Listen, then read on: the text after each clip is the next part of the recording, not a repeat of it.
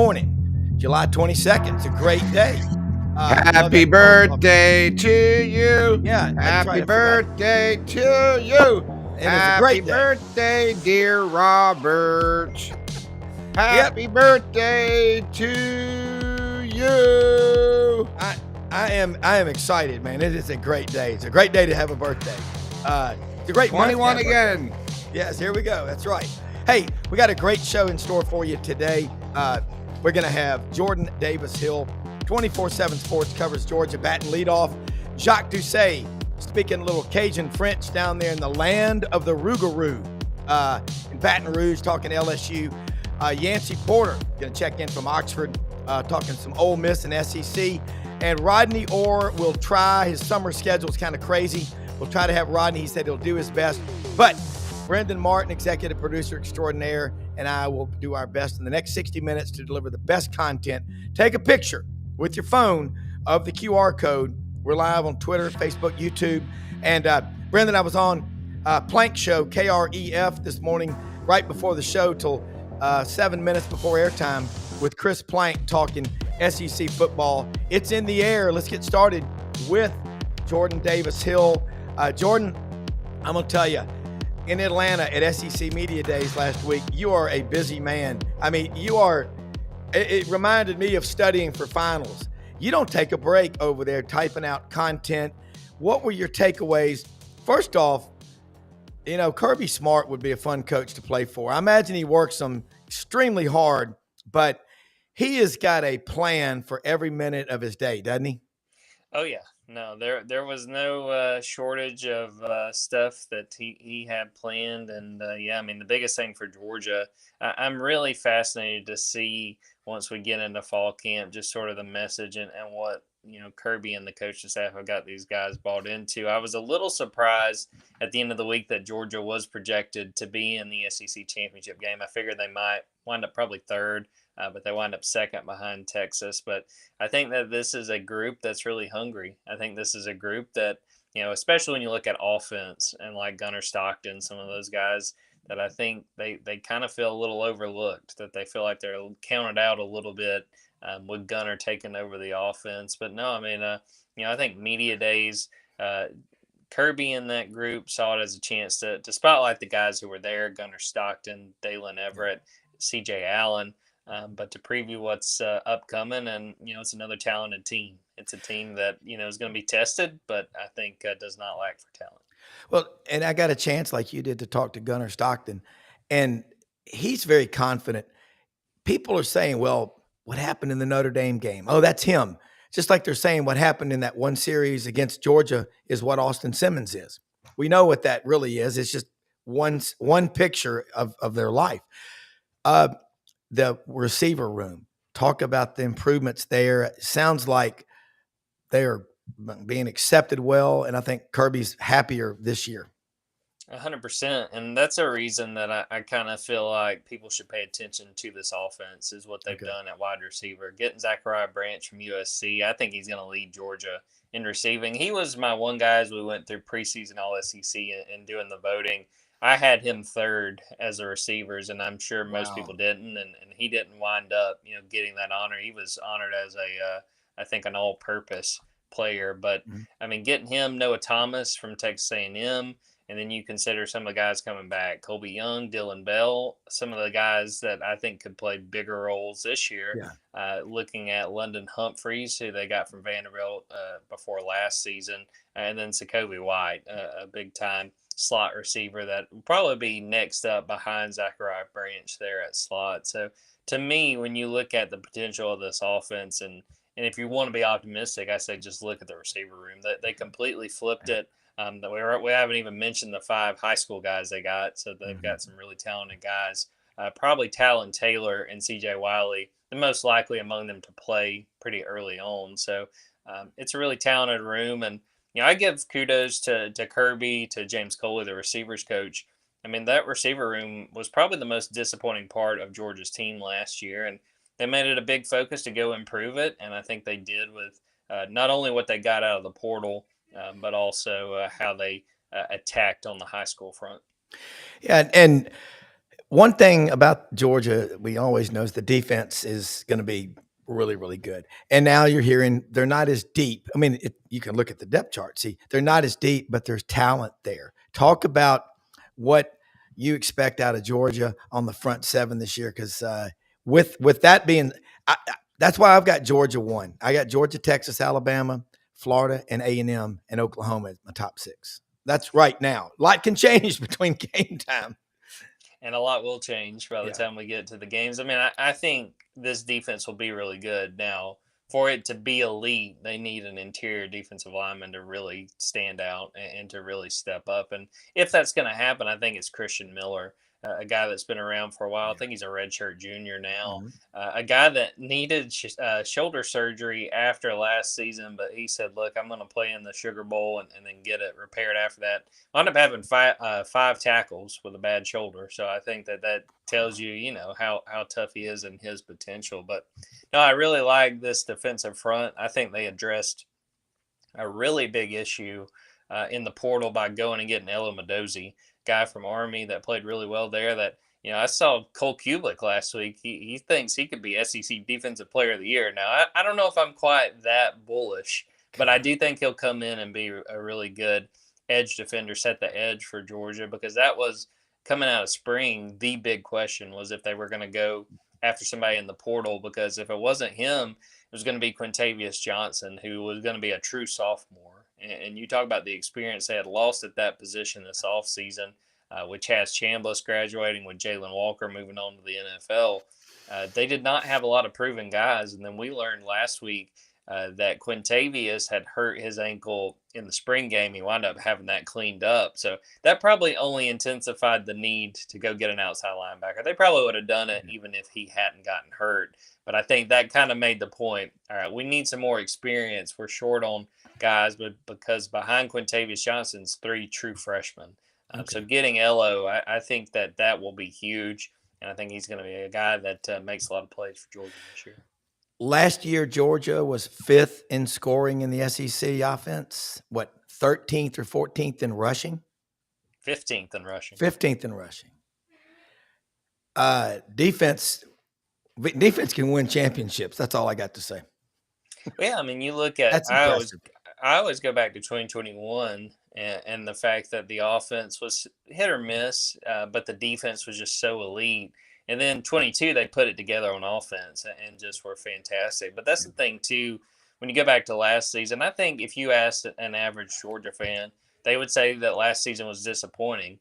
Well, they still won the SEC. And Kirby Smart has been very quick to point that out, and I think that's fair. Yeah. But the offense was just so inconsistent, and they struggled first halves of games. The split in scoring between first halves and second halves for Georgia was considerable. And it's just – that's not a way you want to live, especially when you play the schedule Georgia plays. But, yeah, I mean, that is a big part of this year looking at, you mentioned the run game. I wrote about this earlier this morning, Rob. Kirby's really excited about this run game. They've done a good job, I think, as far as accumulating talent. You get Nate Frazier back, who was the leading rusher last year. Go get Josh McCray out of Enterprise, Alabama. They get him from Illinois.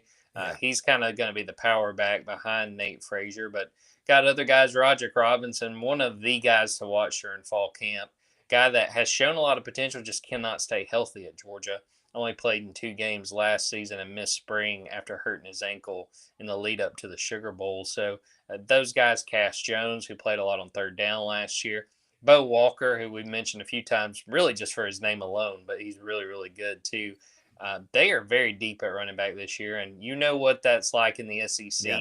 You look a month in, and you might have half those guys, but they've made it a real effort to build up that room and to have strength in numbers, and I really like the talent they have there. They just, like I said, they just got to keep those guys healthy through a whole season. Driving over back and forth to Atlanta last week, I went through Lithia Springs. I think of Broderick Jones. I Blakely County Americas. I think of Amarius Mims. They got any guys like that on the big red wall this year? Well, yeah, I'd say the guy that immediately comes to mind for me is Daniel Calhoun, who played at Walton. I think he's going to be your starting right guard. And, they've got some other guys spread out. Micah Morris will be your starting left guard. I can't remember off the top of my head where Micah's from, but I think let's see, Micah might have played at I'm totally blanking on what county he played at. But they've gotten some good talent, and like you pointed out, Rob, it's talent that has been built in the state, and I think that they pride themselves on that. And I think you look at a guy like Stacy Searles, I think that he knows what he's looking for, and he knows exactly where to get those guys. And yeah, Camden County, I had to look it up, is where Micah Morris played, and Micah's a guy that. I think if he doesn't come back this year, that this offensive line is very much up in the air. But he's probably going to be the starting left guard. He's a guy that has made some starts here and there, but he's been more of a backup. But Micah Six-Around is going to be the starting left guard. And I feel really good about Georgia's interior. Mike on the left, Drew Bobo, Mike Bobo's son at center, and then Daniel Calhoun, who I mentioned a few minutes ago, right guard. They can get good play out of their tackles. I think they'll be in good shape. And this offensive line is another group for Georgia that I think is in a big prove-it mode going into 2025.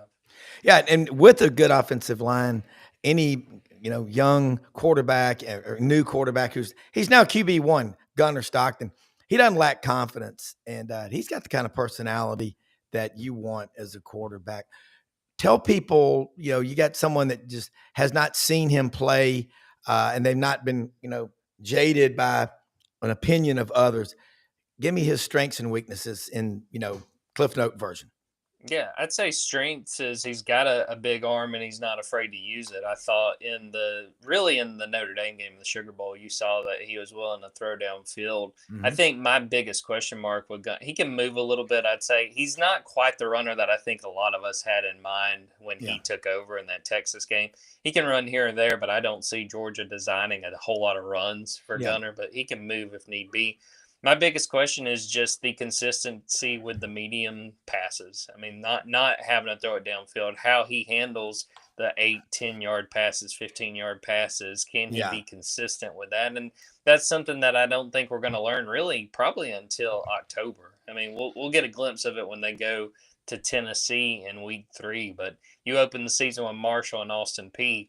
That will be good runway for him, but you got to be careful with making big decisions and big declarations out of playing those two teams. So that's what's going to be fun about following this team this year is that, we're going to have to see how Gunnar rides the highs and lows. There's going to be bad games. Now, is a bad game for Gunnar enough for Georgia to lose, or can he make enough plays, or can the defense bail him out to save him? So it's going to be an interesting season, but Gunnar, I think he's up for the moment. I think a lot of people are counting him out and don't think he can play to the caliber that Georgia needs him to. I think he's fully capable. If he just stays consistent and doesn't force the issue, falling in love with trying to hit plays deep and being willing to concede and make plays when they're there, I think he can get it done and do everything Georgia needs him to do to be a championship contender. That's great. The long ball. I mean, the short and intermediate passes for the guys with the cannons for arms do tend to be tougher. And if he can get that right. But Mike Bobo is a good coach. And Kirby defended him on Chuck Oliver's show. I went up and talked to Chuck and Heath Klein. Kirby did a great interview on that. And he said, there's only so many SEC championships in Georgia's history. He goes, and people like last year, you just said it. A lot of years, the SEC is a bigger deal than winning the national championship. And I'm saying that, but that was a big deal. And that wasn't his best team. Last year reminded me more of Georgia in 2019. They get on top of you in the first half and just suffocate you in a vertical suplex. Gordon Sully would be proud of that one, and just choke you in the second half, and you just have no room. All right, one more thing, a couple of fact or fiction. Georgia hasn't lost at home in 5 years. True or false? Fact. That would have been South Carolina, and I think that one went to double overtime. That was a very, very weird game. One of the last hurrahs of Will Muschamp in South Carolina. Yes, yeah. Well, and by the way, what is Will Muschamp's role right now? So he's no longer listed on staff. Kirby kind of pushed back on people pointing that out and saying he'll still be around. I don't think that he's going to have quite as active a role as he's had in years past. He was officially a defensive analyst last year. So I think you'll probably see him at practice every once in a while, maybe, meet up with the players. But I think he's really enjoying a chance to kind of step away. His son Whit is at Vanderbilt. So he's not got an official title. He might still be around in some capacity, but it will not be quite as active as it's been, say, last year. Yeah, got to meet Matt Stinchcomb last week too. Man, I thought it was great. I thought media days were great. You don't want to get rid of it, do you? No, not at all. It's always a good, and to me, the biggest thing is that's when it's like my body kicks in and says, all right, here we go. It's like if anyone listening's got like an internal alarm clock where you're just like, well, I know I got to get up at this time. That's what media days is for me. That's when it tells me I better get serious because football season's almost here. Yeah, you were very serious. You put out great content. Thank you so much as always, more than you know. Let people know how they can follow you, and we'll do it again next week. Sounds great. Hey, happy birthday, Rob. And, Thank you. Yeah, dogs247.com on Twitter, at Jordan Davis Hill on Twitter, at dogs247. So like we just said, it is ramping up. The season will be here before you know it. 30% off right now over at dogs247. So if you're a dog fan, come join us on the Junkyard. The best coverage. Thanks so much. All right, man. You bet.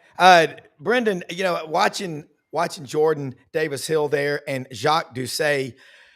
Jacques, my wife left this morning to go to work, and she was wearing a T-shirt I got her in Mountain Brook last Friday. It's a little restaurant that's been there for about a year in Mountain Brook Village. I stopped on the way back from Atlanta and spent the night. Rougarou. You know about Rougarou. See, look at there. Is that the Cajun? It's in that diastric, the Cajun Sasquatch, Bigfoot type deal. If you are ever in Birmingham, just go to Rougarou. They've got boudin, which I've got tons of it in my freezer. The gumbo, to me, real gumbo is there's a bay leaf in there and a crab claw, and the roux is about as thick as Quaker State motor oil. But I digress. How you doing? I'm doing well. Yeah, Rougarou is a swamp monster, and there's a baseball team in Baton Rouge. It's a collegiate baseball summer league team, and they are the Baton Rouge Rougarou. They play with a wooden bat. Ronnie Rance, former LSU pitcher, broadcaster for years, who he's like Dos Equis guy, most interesting guy in the world. He owns the team, and they play at Pete Goolsbee Field here in Baton Rouge. And they're having a great season. So they're having their best season so far. So, do they sell merchandise that we could purchase? I've worn a Rougarou shirt on your show before. They're green. The colors are green and white. Yeah. So I bought a couple of the T-shirts. My wife was wearing it today to work, and I'll be getting it. And by the way, Siri cannot pronounce it. She calls it Ragaraks when you ask for the restaurant. But it's I like the logo. Yeah, I do too. Yeah. I think I feel like it's a solid tattoo. Yeah. Rob, it's your birthday. Maybe you get a Rougarou tattoo. There you go. That's right. The fighting. I don't know what kind of animal that is. It's a squatch is what it is, but it's in the Cajun what are the chants like? Go Ruga, Ruga, Ruga, something like that. I gotta feel like Aruga, something like that. Hey, before we go, I just want to say a quick shout out to we have to do this super chat $4.99. Thank you, Mr. Sip, for donating to our process and Rob Browne's birthday. Okay, I'm done with that. Well, thank you. Hey, Jacques, you were everywhere at Media Days. Saw a neat discussion. Two things I got to ask you. You and Matt Moscone, I love that station. That's 104.5 in Baton Rouge. Jimmy Ott, who we love, and his father passed away a few weeks ago, member of the 58 National Championship team. So many fun people from Baton Rouge. I also got to say, is that your father that's on that? I think I saw it on Twitter, on the levee, talking to Coach O, speaking Cajun French. Yeah, that's your dad. Wow. That is awesome, Jacques. That is so authentic. I love that. I love that culture. I love it's the greatest food in the world, by the way. But anyway, tell us what your takeaways were from Media Days. And you ride the ship from here. You're in charge. Well, I like going to Media Days. My first takeaway is that going to the Omni Hotel in Atlanta is like going to another city. There's a North Tower. There's a South Tower. You check in on the ground, or you pull up on the ground, and the check-in's on the fourth floor in this tower. So small Cajun people might be a little intimidated going to the Omni in Atlanta. It's a big place. But, I enjoy Media Days. I enjoy seeing all the coaches. I enjoy seeing all the bright lights, the players. People like you. I enjoy seeing my media friends there. Craig Kelly, one of the moderators in the television room. I enjoy seeing him every year. And it's just, it does, like your previous guest said, it does kind of get your juices flowing. That football is getting close. Now, about 2.5 days in, maybe you start to run out of juice a little bit. You've heard all of the, look, hey, we've been working hard all summer. This team is as close as any team I've ever been on. Everyone kind of says the same thing. Yeah. No one ever shows up and says, you know what? I think we suck. That's never going to happen. So, I think Garrett Nussmeier, Whit Weeks is the epitome of college youthful enthusiasm. Yeah. I mean, LSU could be playing in Antarctica and he will go there and want to tackle somebody and not opt out of the bowl game. I mean, he just wants to play football. And then Chris Hilton Jr., a quiet guy, they took him. I thought he did a good job. And Brian Kelly did his usual thing. So cool deal. And what's interesting to me is just, I heard Weeks talking. Someone asked him about NIL, and his response was something like, dude, no disrespect. We don't talk about finance. We don't talk about numbers. We're talking about ball. We're talking about football. I think he's from where? Watkinsville, Georgia, somewhere around Athens, Georgia. And he has 2 brothers on the team at LSU. Speaking about old media guides, you in the past, you look up in a media guide, it didn't matter the school. Most of the players' hobbies were hunting and fishing. I mean, that's just what they did. But I call him a retro player. Talk about how good he can be. Well, his dad played at Georgia. And played with Kirby. That's right. Muschamp, I believe, and Bobo. I think they were all teammates at one point in the early 90s. Wow. And so Whit is a tackle machine, got hurt in the bowl game last year. But certainly, I think I even talked about NIL because he's so marketable as a player. I think he's done it maybe for a tractor. He might have done John Deere tractor or something like that. But he says, I'm not really interested in doing a bunch of deals. I want to play. And his older brother, West, is on the team. And then Zach is going to be a freshman. So all 3 of the Weeks brothers are on the same college football team. So that's a cool thing to see. Yeah. I think that, it starts with Garrett Nussmeier as far as LSU's hopes this year at quarterback. Garrett's been on the team since 2021. He would play sparingly behind Jaden Daniels and finally got a chance to start for a full season last year. Now it's his second year as a full-time starter. Likewise, the offensive coordinator, Joe Sloan, had been an assistant coach for a long time. Last year was his full year as a OC. So the 2 of them together, they hope that their sophomore, so to speak, years together doing their job, they'll rise up. But this season opener is rough. I mean, going to Clemson your first game, it's about as hard of a season opener as you can draw up. It really is, and I know you'll be there. If I'm not in Waco, I'm going over to Clemson. I think that's going to be the premier. I think Texas, Ohio State, obviously that's big, but I think it's a bigger deal, Clemson and LSU. You know why? Who is the real Death Valley? I need to get you on here before that game. I'm going to get you on here with Will Vandervoort from the Clemson Insider. Really, really knows that program. But I just think that game is going to be a classic. It's a night game up there at Clemson. All right. We all know LSU's lost 5 games in a row. How quickly season openers. I'm sorry. That's Curly Hallman years, and we've forgotten those. But you think about this. LSU goes up there and wins, let's say 28-10. What will the buzz be in Baton Rouge? I mean, Rougarou will be wild. It'll be you talk about momentum. That's scary what could happen. Yeah, if it's a high risk, high reward, maybe not a high risk, but certainly a high reward game. If you win the first one in a situation like this, you would hope that a playoff committee, Matt Moscona would call them the snobs that meet in the hotel in suburban Dallas when they get together to choose who makes the playoff. You would think, wow, LSU, I mean, they put this Clemson game on their schedule. At Clemson, they went and won. That would be a big boost for them. Certainly back in 2007 when LSU made the national championship game, they played a non-conference game early in the year against Virginia Tech. LSU blew their doors off, and that helped them out a lot when they had 2 losses to make the national championship game. So I think if they win this game, then certainly their other non-conference games will not be a problem.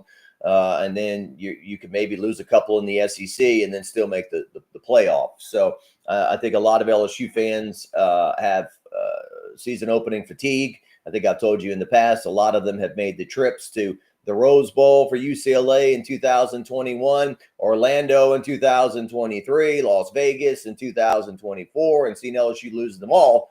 And have been saying, why are we playing a tough team the first game? Why don't we play an easier game? Yeah. Of course, to defend LSU, for many years, I heard the same fan base say, I'm tired of these neutral site games. Stop playing these big name teams in these neutral stadiums. Yeah. Bring them to Tiger Stadium. Well, I got news for you. Clemson ain't coming to Baton Rouge unless you go over there too. So you've got to do a swap. And so and these things are set up way in advance. They're not like baseball season where we, set this up 7-8 months before we play or whatever the case may be. So yes, huge game. Daytona 500 game, big one out of the chute. And LSU, my gut does not tell me they're going to win this game. They're going to have to rise up, show some backbone, and show some stuff they've lacked under the Brian Kelly regime to start 1-0.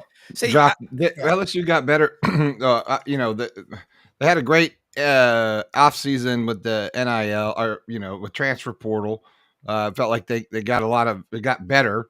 But a lot of concerns about the offensive line. 4 new starters. I think that's right. How do you think that will bode in the SEC this year? And a lot of people got them going 10-2. Do you think that is something you can do with an offensive line, or do you think the offensive line struggles are not will be a struggle? Sorry. Well, Brendan, my memory was triggered the time I met you in person. We were standing on the sideline at the Swamp last season. And I was going through that game and was refreshed that Florida sacked Garrett Nussmeier that day 6 times, 7 times? 8 times, yeah. 8 times. 8 times. Okay, yeah. And I came across the Florida tweet, LeBron James and Dwayne Wade sitting up there where they're not 1, not 2, not 3. They were showing every sack of Garrett Nussmeier. And so that was with 4 guys that got drafted, including Will Campbell, who went in the top, 3 or 4 of the NFL draft. So you're replacing 4 guys there. Now, they got 2 guys out of the transfer portal, Braylon Moore, and then from Virginia Tech, I believe, and they got a guy from Northwestern in Chicago. And those guys are expected to start. But, yeah, I think that's your biggest question on the team. LSU offensive line. LSU ranked 104th in the country in running the football last year. That led to problems, that led to putting too much on Garrett Nussmeier's shoulders, that led to him trying to create and make plays when they weren't there, interceptions when they had that 3-game losing streak. So they need to help him running the ball, and they need to protect him, obviously. In this first game, when you're not going to be able to hear yourself think on the road, is going to be a big test for the offensive line. But, yeah, I think that's the biggest question about the team is the O-line at this point, and some of those younger guys having to step up. It's funny. I was trying to compliment one of the offensive linemen. There's a place, I think I told you, there's a place called the Boudin Shack right by my house. And I was there and I was getting some boudin and everything. I saw one of these young men as the offensive lineman, real nice kid and everything. I told Brad Davis, look, I said, man, I met one of your players, real nice kid. I met him over at the Boudin Shack. He's like, yeah, he's a real nice kid, but he doesn't need to be at the Boudin Shack. So I was like, oh, I ratted him out without even knowing about it. So, God. Jacques, I like Mr. Sip. I just like saying Boudin Shack. Yeah. Hey, hey, Jacques, I should, next time I see you, I will make sure I bring it. I've got my dear processor up here, Jeff McBride, venison boudin. You will absolutely love. He can make boudin, of course, out of anything, but you will love that. Boudin is a magical food. What magical powers, Mr. Sip asks, does a Rougarou possess? I think he can put a spell on Clemson and help LSU get the win. But that's why I've got LSU right there on the edge of the playoff, because they got to win that game. They win that game, it just changes the narrative. Name me the 3 deep depth chart running backs, because we just talked about that's a tough first 5 games right there. Yeah, that is tough. That's a tough run. You got to go Clemson, Tech, Florida, because that's in-state, and then you got another in-state, and then you've got to come out and play Ole Miss. That's a good 5 games. That's the month of September. You're going to know how good you are. But I mean, think about this. Georgia was 15th rushing last year in the SEC. 5th overall in scoring, still won the league. How strong of a running back room does LSU have, in your opinion? Because you know that program inside out. Well, Caden Durham led the team in rushing last year as a true freshman. I would not have expected that. Yeah. John Emery got hurt in the first game of the year. Caleb Jackson regressed last year in his second year. I'm trying to think who else, but Caden Durham he's back. He's your leading returning rusher. Now he's 5'9", 205 pounds. Caleb Jackson is 235 pounds. He has shown the flashes of Leonard Fournette, in which he can truck a guy and give you some power. And so I would like to see Caleb Jackson rush for 500, 600, 700 yards and score 10 touchdowns. That would be a big help for LSU in their running game. Trey Holly is still in legal limbo with whatever happened up in Farmerville, Louisiana 2 years ago. He was charged with a couple of felonies, including a second-degree murder. That got dropped, but he is still charged with a discharge of a weapon, I believe, and that's a felony as well. So he's been in limbo for going on 2 years now. And then Harlem Berry is a smaller kid from New Orleans who's also very talented. In the spring, we saw him breaking some runs. I think he's going to play. So right now, your two top running backs in my head are smaller guys. Caleb Jackson has been learning the game of football. He was not a seasoned player. I think he was a soccer player early on, and then now he's playing football. So they need to get him out there, and that would be a big help. I thought you were going to combine, by the way, the words Rougarou and Boudin. Maybe a Rougarou Boudin would have been another cool thing to put out there. Oh, they've got Boudin at Rougarou in Mountain Brook Village. It's like been there for about a year. I think there's 2 of them over there, but I'm telling you, we're starting something with this Rougarou. And you're talking the food in Louisiana. I've been to Paris. Rob's hungry. I get hungry in the morning. You know what's great? Rob needs to eat before the show, I think. He gets lost in food. Boudin with shrimp and grits. Jacques, I'm making everybody hungry now, but you can't really beat that. Yeah, good stuff. I'm reading some of your comments. 9-3, Brian Kelly gets fired, though. No way. No way. Mr. Sip, if you've got, let's see, $9.5–10 million to pay Brian Kelly over the next 6 years to give him $60 million to go away. Yeah. And then his staff. And then, oh, by the way, we got to hire somebody to replace him. Yes. I don't see that, unless LSU goes 3-9 or 5-7, which I can't see happening. No, it's not going to happen. If they fall into no man's land again and go 8-4 and play in one of these podunk bowl games like the Music City or whatnot, I just don't see that happening. Yeah. Our next guest is the chairman of the Music City Bowl. I'm kidding. Right. Sorry. No, I'm kidding. No, yeah, you got to tell the truth. Look, here's what I think. I've got LSU. The worst case scenario would be 8-4, but most likely somewhere 9-3, 10-2, which puts them right on the border.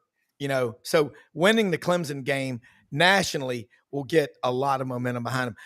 Jacques, before you go, LSU, a couple of weeks from now, they'll report for practice. John Emery, I thought he's not still on the team, is he? No, he's at UT San Antonio, I believe. Okay. He was signed by Charlie McClendon. He's been around a long time. 6 years, 7 years? Yeah, he was on the 2019 national championship team as a freshman.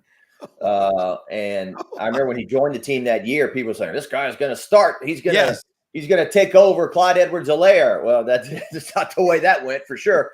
No. And John's got talent. He certainly he does things that other people cannot do, but he's had 2 major knee injuries. He got hurt at the end of 2023 against Florida, and then he got hurt again in 2024, the season opener against USC, which he was breaking some long runs. So he's had 2 major knee injuries, and so he's at UT San Antonio this year to close out his career, it appears. Yeah, last year's that opener in Las Vegas, Southern Cal, way too much is put into. Also, because remember, people thought Southern Cal, Lincoln Riley's turned the corner. No, he's not. And LSU, I just think the expectations at LSU also. No program in college football the last 10 years has produced more NFL wide receivers. I think 16. There's only 4 or 5 schools who have had 2 taken in the first round, and LSU's done it twice. I mean, they're primed, Jacques. I mean, so what are you talking about? What are you covering right now? We'll let you go and let people know how they can follow you. Because folks, you can watch all the national network stuff you want. As Brendan says, drill down local, WAFB Channel 9, 2-time, hopefully 3 times this year, Louisiana Sportscaster of the Year. Also has won a few Emmys for his documentaries, like the one on Cecil the Diesel Collins. Thank you, sir. LSU goes to practice next Wednesday, I believe. So a week from tomorrow. I think that Brian Kelly's going to speak to the Rotary Club. I think tomorrow, that's his last public appearance before they go to camp. Yeah. We covered the Southern Jaguars here. They're playing in the MEAC SWAC Challenge, so they're going to practice today. Their first day of practice is today. Holy.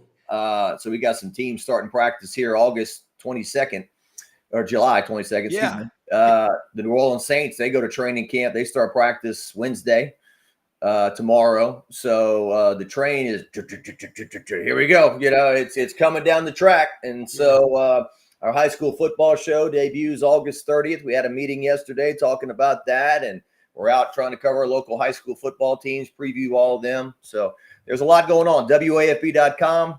My name here, Jacques Doucet on X. If you're an LSU fan and like some interviews, if you still want to get a little shot of LSU baseball glory, we interviewed Jay Johnson after the year, and Kramer Robertson and Bill Franquez. Those interviews are up on our YouTube page. So check us out. We're always going. Can't beat local, man. Thank you. Let's do it again next week. All right. Sounds good. Thanks. Appreciate it. Hey, let me say something. This here is what you call a turtle box. And Winter Timber Outdoors, located in Athens, Alabama. Opening up that store should be the first week of August on University Drive in Auburn. Going to be a big 13,000 square foot store. Everything you want for hunting and fishing can be found inside of Winter Timber Outdoors. Open every day of the week. And want to say something, Brendan, the bottom line, I was out at Hewlett and Dunn yesterday, and the turtle boxes, we talk about them a lot. This is the new small one, okay? I got for my wife, Mildred. It's orange, she has a big one, and this is a small one. It's got a magnet that attaches to anything, a steel pole, the side of a boat, anything. And as long as this seal down here is closed, you can drop it in the water and it'll still play music. They've got a bunch of these out at hewlettanddunn.com, open Monday through Saturday, 10 a.m., 6 p.m. These things are fantastic. And you just can run music through your phone, anything, music. The sound is incredible. Again, so strong and durable. Even Jethro Bodine, my wife calls me, can't screw it up. It's a turtle box. I love these things. Yancy Porter. Yancy, my favorite thing is listening to Rob try to describe technology. That's my favorite thing. When he tries to tell me what a turtle box is, and I know in his ADD mind, there's a turtle in a box. Yes, sir. And he's describing the turtle box, but he's also trying to say that it's a Bluetooth speaker that connects Bluetooth through your phone and that plays music and you go underwater and still has a magnet that can stick to stuff. Yeah. I mean, there's the turtle. There's Franklin, the turtle on the side. With Franklin, the turtle on the side. Yancy Porter, it's been a while. How are you, sir? Say happy birthday to Captain Turtlebox over here. Wow. It's your birthday. Nice. Yes, sir. And, I was planning on celebrating at the Beacon, but it's no longer open. It's nope. Can't go there and get an M16. But Yancy, what's going on in Oxford? We're hoping Rodney Orr can join us, the dynamic duo, because during the summer his schedule changes a lot. He is one of the greatest fathers and grandfathers on the planet, and so he's been having some issues with his phone. I talked to him yesterday, so I know he's been trying to get stuff dealt with. Yeah, so but let's talk, man. What's going on in Oxford? I saw Kiffin at Media Days. It's getting close. Jacques Doucet was just talking. Southern University's going to practice start today because they're in a SWAC preseason classic. Hard to believe, but as hot as it is outside, that tells me that it's just the perfect time to start football practice, isn't it? Isn't that about right? Yeah. I mean, everybody else around the country, next Wednesday's the start. So everybody's just gearing up, just ready. At this point of the season of the year, excuse me, it's hard to talk about a whole lot of stuff until the ball gets on the ground. Yeah. Well, I feel like you, Yancy, it's a false spring for me because I tell everyone, oh, they get excited. Oh, it's SEC media. See, I'm the opposite. I'm like, yeah, it's like a false spring in February in Colorado or something. It's not. we got a little time to wait yet. Everybody. So calm down. Yeah. It's still July. That's right. But everybody's still undefeated right now, so that's good as well. Yeah, they are. And Yancy, God, Austin Simmons. I got a chance to talk to Austin. I got 4 kids, and my kids were 19 years old. I mean, they were impressive, but this kid, he's QB1 at a major football program with expectations of, hopefully making the playoffs. He handled himself really well at media days. Again, 19 already with a degree. I was 19. I was a freshman. Yeah, he's done everything ahead of time. He graduated from high school as a sophomore. He's a protege. We've talked about that before. His dad put him through a really stringent, strict, difficult, probably life to grow up in. I don't know if difficult is the best word, but he's had him on a plan since he's been 2 or 3 years old, and so far so good. Well, I go back to in 82, 83, Southern Cal signed a quarterback, Todd Marinovich. Remember him? Yeah. His father didn't let him watch cartoons, didn't let him eat McDonald's hamburgers or drink soft drinks. And I think he went nuts, didn't he? Yeah. How'd that work out for you? Yeah, he went nuts. Yeah. It was sad. Yeah. But Yancy, you're always so good at posting in the numbers. How many defensive linemen do the Ole Miss coaches trust? I like to ask that question to you. It's been 12. It's been 13. What's the number of trusted defensive linemen partners that you feel like Ole Miss has heading in to the 25 season? And you can hear it on a turtle box, his answer. I don't think it's that deep this year. I think there's 7 or 8 that they really trust. Okay. They got 4 ends and 3 defensive tackles right now that they really trust. And, they think this freshman, Anthony Maddox, is going to really be special. But how quickly is he going to be there? They don't know yet. It could be 8. That's really something they're trying to find that 4th defensive tackle right now. Stone, the guy that had been there for 3 years, that was actually Georgia Tech his freshman year, transferred back to Georgia Tech this year, and he was going to be that 4th defensive tackle. And so that kind of thrown him for a loop a little bit. Yeah. Hey, look who's joined us. Give me 3 steps. Give me 3 steps, Mr. 3 steps toward the door. Rodney Orr, Tighter Insider TV, which you can watch tonight, 6:30 p.m. Central. Rodney, welcome back. We got Yancy Porter on here, Brendan Martin. How you doing? Man, I'm doing great. I hope you guys are too. It's been a real busy time here. So hopefully with the season coming back, I can be more of a regular. Hey, we love it. I got to see Kalen DeBoer. Everybody did last week. Talk about what's going on in Tuscaloosa as you get ready for year 2. And didn't he win more games in his first year than any Alabama coach since Wallace Wade or Frank Thomas? He did. But he was also replacing Nick Saban, who won just about every game. Exactly. So to Alabama fans, 9-4 is 9-4, Yeah. But yeah, no, I mean, I thought really the first year he did a great job, given the circumstances. But this is a really big year too. I mean, man, I'm telling you, these fans, I think that, the general feeling is that, hey, now this is his team. He's got more of his personnel together.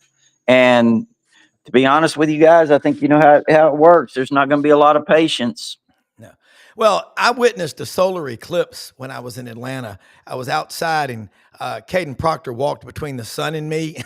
That is Rob, you're not supposed to stare at the sun. You got to get the shades. That's man. right. Well, I had a friend of mine in high school who kept looking at the eclipse through a microscope. That was dangerous. But Caden Proctor is a big guy, Rodney. Very, boy, is he a big one. The offensive line, Parker Brailsford, Jaden Roberts. How good can this unit be? And then, Yancy, I want to hear about y'all's offensive line too, because that's hard to build with guys coming and going like they are in the portal. Yeah, well, obviously they have some guys returning. You mentioned Proctor at left tackle, Parker Brailsford at center, certainly one of the best, if not the best center, I think, in the country. Jaden Roberts at right guard has a lot of experience. This is going on to his third year, into his third year as a starter. I think, left guard is a spot where Cam Dewberry, and I think Cam is probably going to be that guy, the transfer from Texas A&M, though Gino Vandermark is really valuable. Left guard, center, right guard, could play all three of those positions. We'll see what happens there. Regardless, Gino's going to be a real valuable guy as a swing guy. And then at right tackle, of course, Wilkin Formby, who I think is, going into his redshirt sophomore year, I think he's going to take a really big step this year. So, and they've tried to build some depth in the spring. I think they did a nice job of that with some of the guys. Olas Alinen is a guy that can play guard or tackle, and some other young players that they have. Of course, they have two touted freshman tackles, Jackson Lloyd at left tackle, and then right tackle Michael Carroll, who probably might end up at guard as well. So we'll see what happens. But yeah, I think they can be pretty good. Yancy, how's that OL looking in Oxford? Because man, you got to have these guys, but man, they're coming and going too fast for me. Yeah, I just kind of envy the Alabama talent over there, just listening to Rodney speak and remember these kids coming out of high school. It just reminds you of how talented Alabama still is, with or without Saban, right? Yeah, Ole Miss is.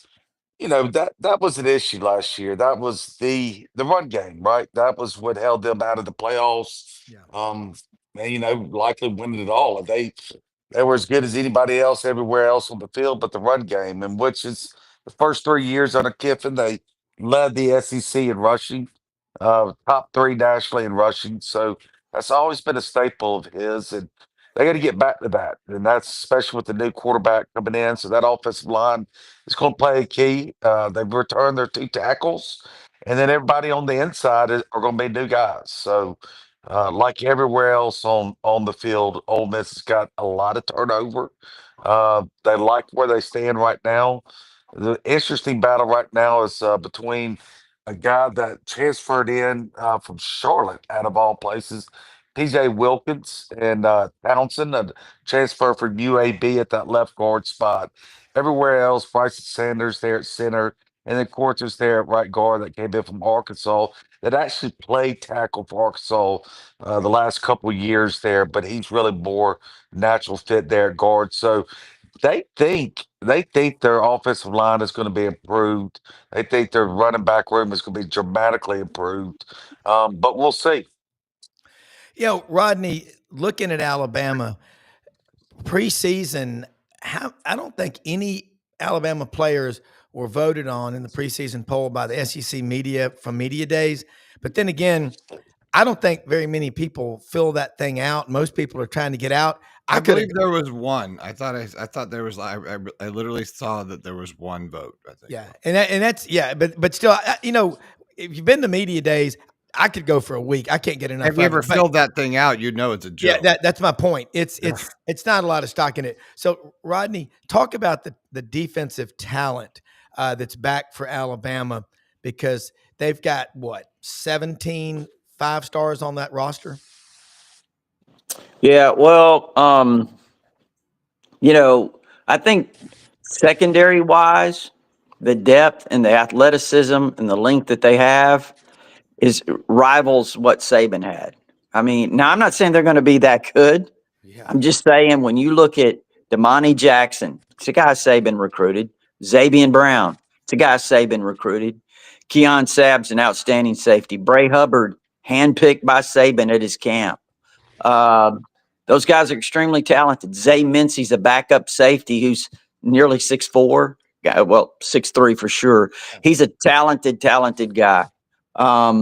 They've got a couple of other corners that I think Dejon Lee was a 5-star corner coming out of high school. He had a great spring as an early enrollee this spring. Cam Calhoun, transferred from Utah, originally started out at Michigan, had a big spring. Dre Kirkpatrick Jr. Had a really good spring. That's a kid to watch at the Husky position, which used to be called the star or the nickelback. I mean, I could go on and on about the secondary, but you get the drift. I think coming back at inside linebacker, the return of Deontay Lawson, Justin Jefferson, and the addition of Nakai Hill-Green, who led Colorado in tackles last year and has over 200 career tackles. Now, he's been at Colorado, he's been at Charlotte, and he's been at Michigan. So he's been around a little bit. Now, I say all that to say he's also an all-conference academic guy. Yeah. So he's a really intelligent kid.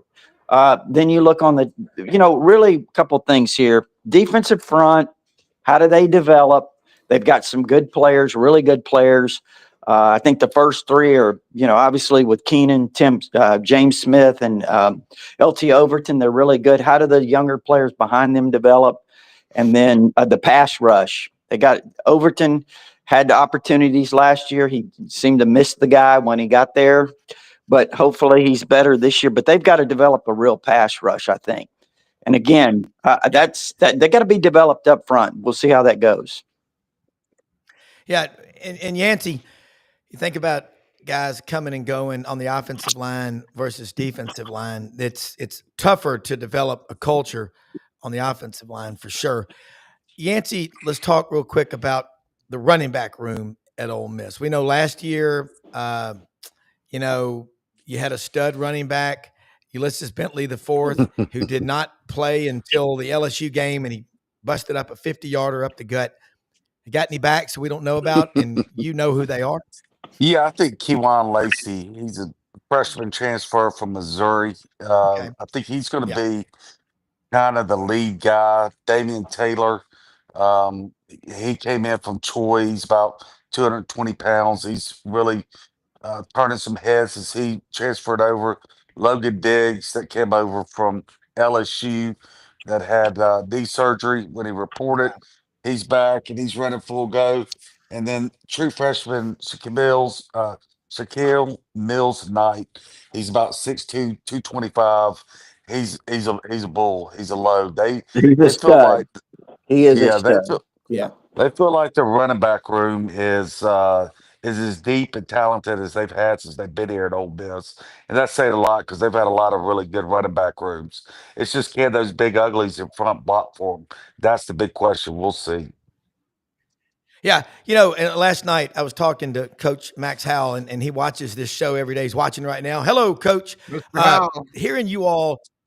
Yeah, Max Howell. And listening to y'all wax eloquent about the running back position in different places reminds me so much of the best people that you ever hear, and y'all are two of them. You know the recruiting, and you also know where these guys are coming from.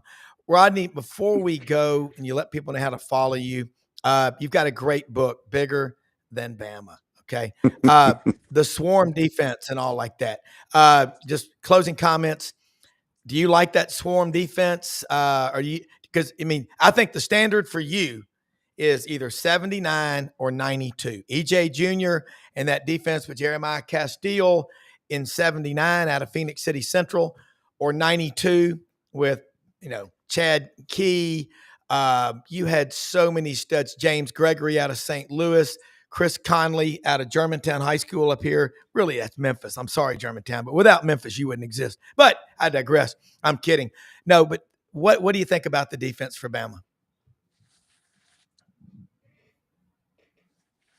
Rodney. That's what he Rodney, thinks you there? about it. I'm here. Yeah.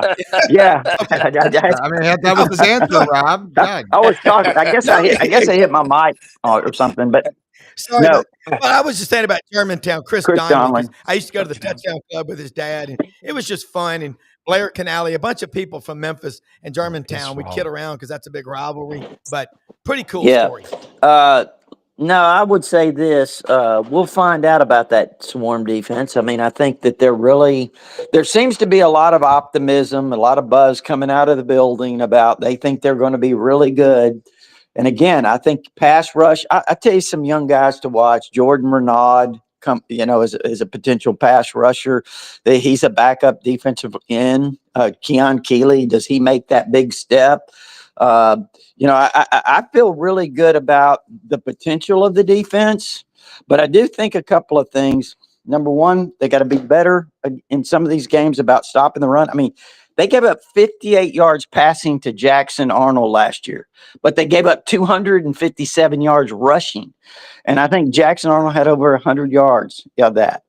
I mean, Vanderbilt moved up and down the field. Tennessee ran up and down the field. And guess what? A decimated Michigan team, when they had to run the football without a quarterback, without a guy who, I'm telling you, all four of us can throw the ball better than Alex Orji right now.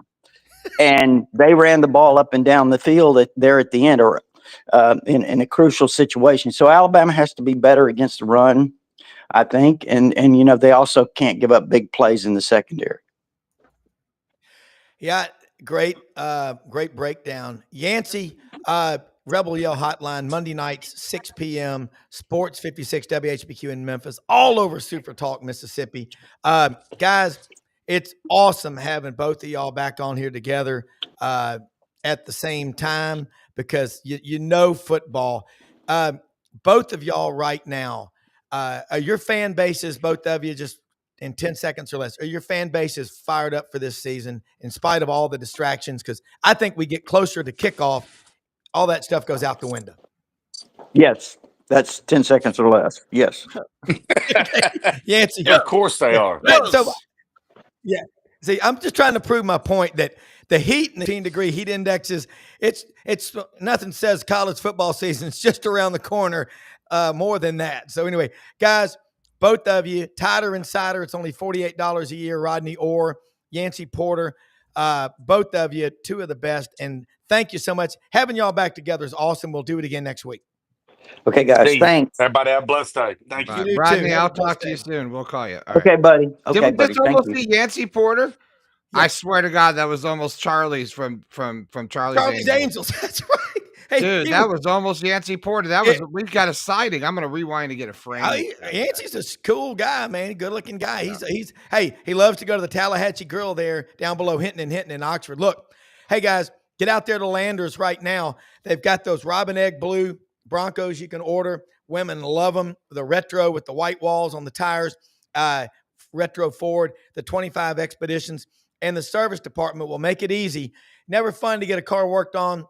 Landers makes it very much fun because they'll pick you up, get you out there. Open every day of the week, 7 a.m., 7 p.m., except Sunday they take off. And look, again, guys, we live in the greatest country in the history of the world. Most often we see the face of Christ in the least among us. And I want to say our prayers of, for the Corey Adams, the Ole Miss football player who tragically died in Memphis over the weekend. Mm-hmm. He was up there. Man, rest in peace. And Ole Miss, that's you don't know, can't even imagine what that's like, but that's a tough loss. But look, we live in the greatest country in the world. We do, Robin. It's your birthday, and you go have a good birthday. Happy birthday to Rob Browne. 21 again. We'll be on again tonight. At 9 p.m. Eastern. 9 p.m. Eastern. Check it out on the Lowdown with Lauren Meadows.